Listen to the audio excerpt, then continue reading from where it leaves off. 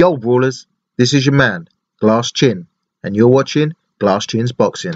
Don't forget to like, share and subscribe. Yo Brawlers, George Arias will be taking on Amron Sands on the 10th of June at the Turning Stones Resort and Casino, New York.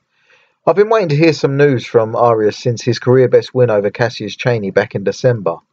Sadly, as a big fan of Arias, this isn't the news I wanted to hear. Sands is a big dude at 6'6", and he weighed in at a career highest for his last fight at a whopping 282 pounds.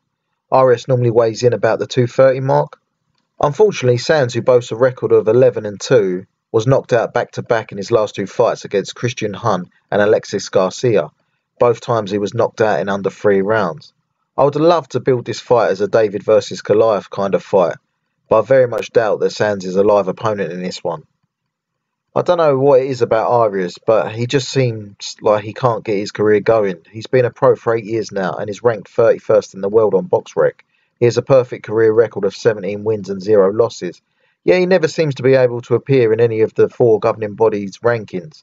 Maybe his handlers can't afford the sanctioning fees. I don't know what it is, but there is no shortage of undefeated American heavyweights looking for opportunities that could test his abilities. Mike Balogan, Stephen Shaw, Jermaine Franklin and Brandon Moore. Or if there isn't money in the pot for them 50-50 crossroad fights, he should be looking at veterans like Gerald Washington, Jonathan Rice or Eric Molina. Even an old Kevin Johnson still carries a name and would give him some much needed learning rounds. Even on the same card you have 2 undefeated heavyweights, Mexico's Elvis Garcia and America's Alante Green. That's a good 50-50 bout. In fact, in the whole card that includes 4 heavyweight fights, Arias actually seems to be in the least competitive one. Even though he's the biggest name on the card, this just seems like strange matchmaking. Hopefully, Brawlers, this is just a tune-up to get him out and there's some bigger fights being discussed behind the scenes. The following night, on the 11th of June in the Civic Center, Missouri, Trey Lippe Morrison is looking to make a comeback after his shock first-round loss to Mike Balogan last year in a 6th-round fight against career journeyman Joey Abel. I'm actually excited for this one, Brawlers.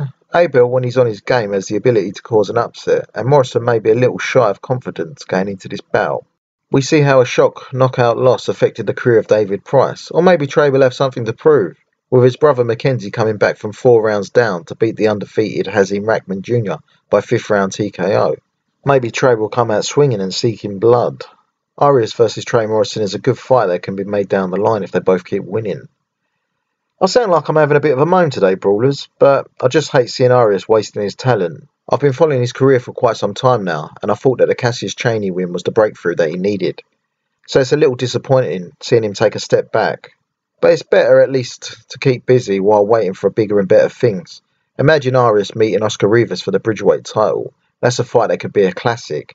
Such a fight could help put the Bridgerweight division on the map. What do you think of the Arias fight with Sands, Brawlers? Am I being too hard on him? Let me know your thoughts in the comments section. And as always, Brawlers, don't forget to like, share and subscribe, and I'll see you on the next video.